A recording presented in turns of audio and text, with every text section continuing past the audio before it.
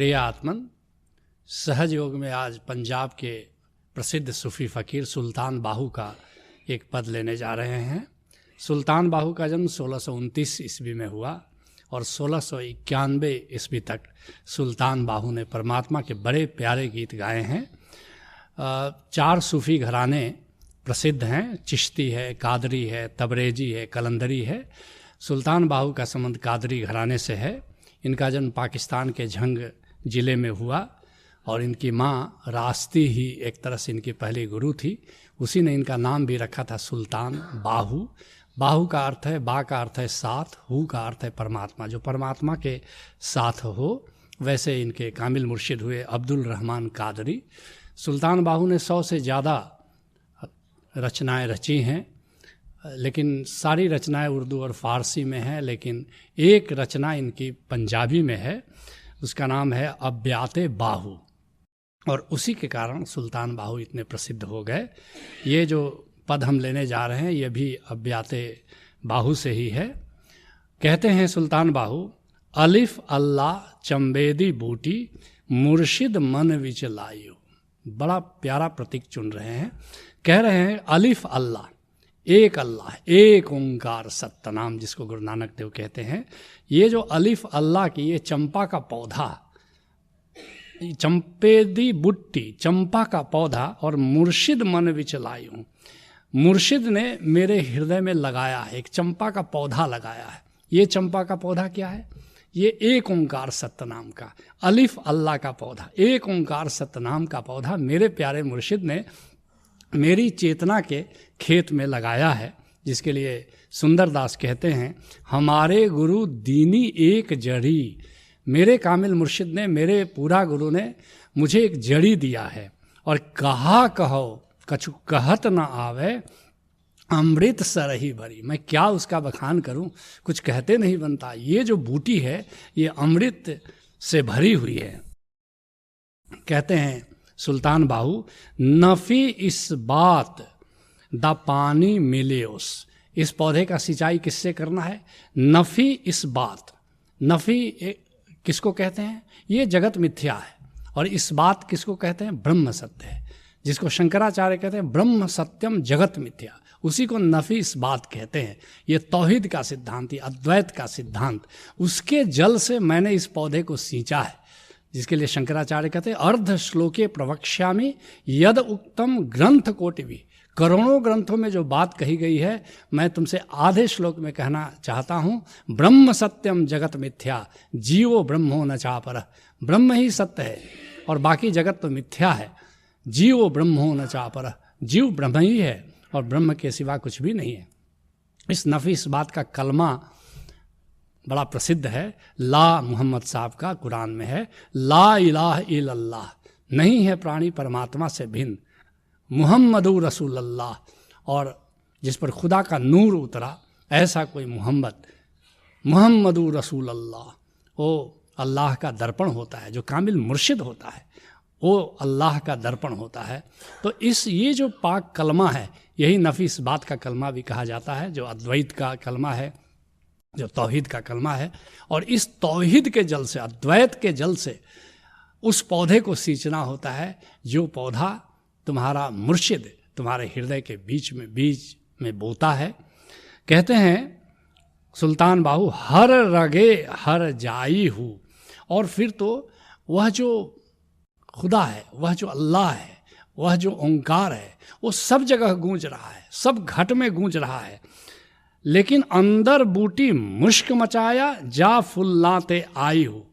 लेकिन वह बीज जब बो लेते हो, कोई कामिल मुर्शिद जब बोता है तो वो पौधा लहलहाता है, अंकुरता है और उसमें फूल खिलते हैं और उस फूल की खुशबू फिर चारों तरफ फैल जाती है सबके भीतर। वो खेत तैयार है, वो बीज भी मौजूद है, लेकिन वह बीज जैसे कुशल माली कहीं पर बोता है और उसकी देख रेख करता है, ऐसे ही तुम्हारा कामिल मुर्शिद तुम्हारी चेतना के खेत में उस एक ओंकार सत्यनाम के बीज को बोता है। और जब तुम तौहीद के जल से, अद्वैत के जल से उसकी सिंचाई करते हो तो पौधा एक दिन खिलता है, उसमें फूल खिलते हैं और उसकी खुशबू तुम्हारी पूरी चेतना में महमा हो जाती है।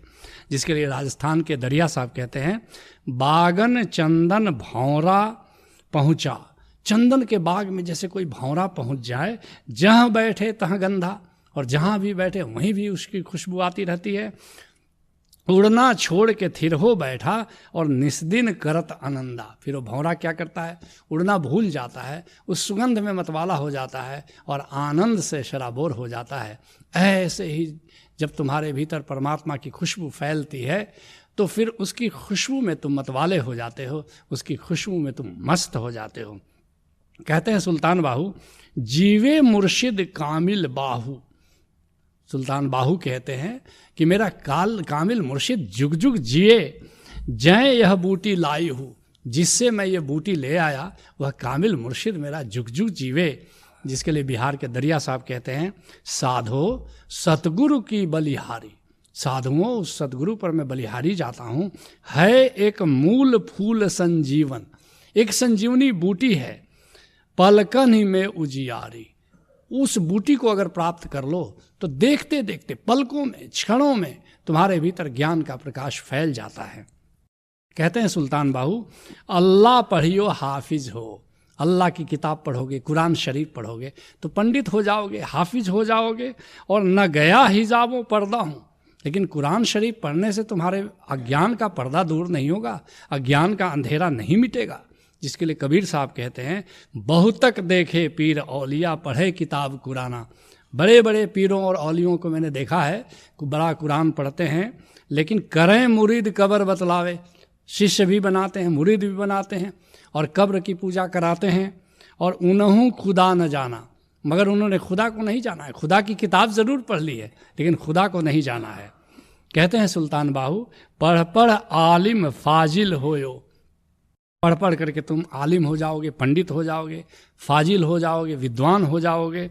और तालिब हो जरदा हो, लेकिन फिर भी नज़र धन पर है, जर पर है कि अपनी विद्वत्ता से हम धन कैसे पैदा करें, तो ये तो ज्ञान नहीं हुआ। जिसके लिए राधा स्वामी मत के प्रवर्तक शिव दयाल सिंह जी, स्वामी जी महाराज कहते हैं, पंडित पढ़ पढ़ वेद बखाने।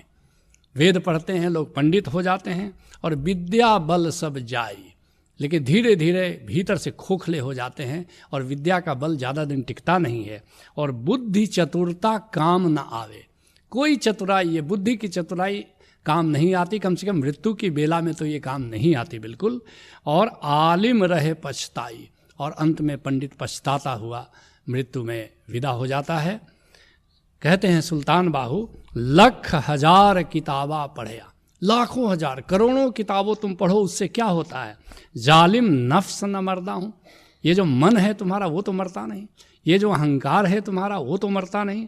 और बाज फकीरा कोई न मारे, लेकिन सिवा फकीरों के उस मन को कोई नहीं मार सकता, उस अहंकार को कोई नहीं मार सकता। हाफिज होने से, आलिम होने से ये मन नहीं मरेगा, फ़कीर होने से ये मन मरेगा। फ़कीरी की कला को जानो कि फ़कीर कैसे होगे। और कोई न मारे एहो चोर अंदर दाऊँ। अगर बाहर का चोर कोई होता तो उसे मारना बड़ा आसान था, उससे मुक्ति बड़ी आसान थी। लेकिन ये जो चोर है, ये जो मन है, ये जो अहंकार है, ये तुम्हारे भीतर विद्यमान है और उसको फ़कीरी की तलवार से उसे मार सकते हो। उसे बाहर की कोई विद्या उसको मारने के लिए काम नहीं आती। जिसके लिए बिहार के दरिया साहब कहते हैं कि आँख मूद आंधर जनी हो। आँख बंद कर लेते हो, जैसे शुतुरमुर्ग है, वो जब बिल्ली आती है तो अपनी गर्दन बालू में गड़ा लेता है और सोचता है कि बस हमारे लिए तो बिल्ली मौजूद नहीं है। ऐसे ही लोग अंधेरे में जी रहे हैं, अहंकार में जी रहे हैं और सोचते हैं ये जो मृत्यु आने वाली है, मृत्यु के प्रति बड़े बेखबर होकर के सो रहे हैं, जैसे कि मृत्यु का ख्याल ना आए तो मृत्यु ही नहीं आएगी। आँख मूद आंधर जनी हो चोर माल ले जाएं। और धीरे धीरे तुम्हारी जो पूंजी है, धीरे धीरे जो तुम्हारी आयु है ज़िंदगी की, वो घटती चली जाती है। और चकमक झार दीपक तहाँ लेसो। जैसे चकमक से पुराने ज़माने में लोग आग पैदा करते थे, ऐसे ही कह रहे हैं कि जरा ज्ञान के चकमक से जरा भीतर दीपक को जलाओ और चैतन्य रहो मन माही। और इस तरह भीतर चैतन्य होकर के ज़िंदगी को जीना शुरू करो। सारे संत करीब करीब यही बात कहते हैं। जैसे सुल्तान बाहू कह रहे हैं कि एक ओंकार सतनाम का, अलिफ अहला, अलिफ अल्लाह, चंबेदी बूटी। जैसे चंपा का पौधा कहीं से लाओ, अपने बगीचे में लगाते हो, और चंपा के पौधे की खुशबू, एक दिन उसमें फूल लगते हैं, खुशबू फैलती है। तो यही करना है, यही साधना का तरीका है कि किसी कामिल मुर्शिद के पास जाओ। जैसे तुम नर्सरी में जाते हो, कहीं से ले आते हो पौधा, ऐसे ये जो एक ओंकार सतनाम का जो पौधा है, ये कहाँ मिलता है? ये किस माली के पास मिलता है? ये तुम्हारे कामिल मुर्शिद के पास मिलता है।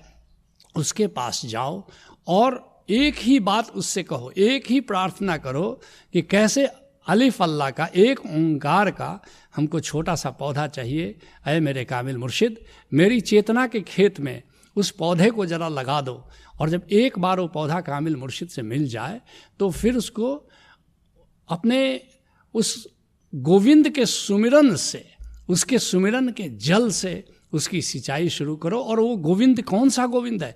वो कोई 7वें आसमान के ऊपर अर्श पर वो खुदा नहीं रहता, कि फर्श पर केवल काबा में नहीं रहता, वो सर्वत्र विद्यमान है। ये तौहीद का सिद्धांत है। इस तौहीद के जल से उसकी सिंचाई करो और फिर देखो कि कैसे उसकी खुशबू चारों तरफ फैल जाती है। यही सहज योग है। हरि ओम तत्सत।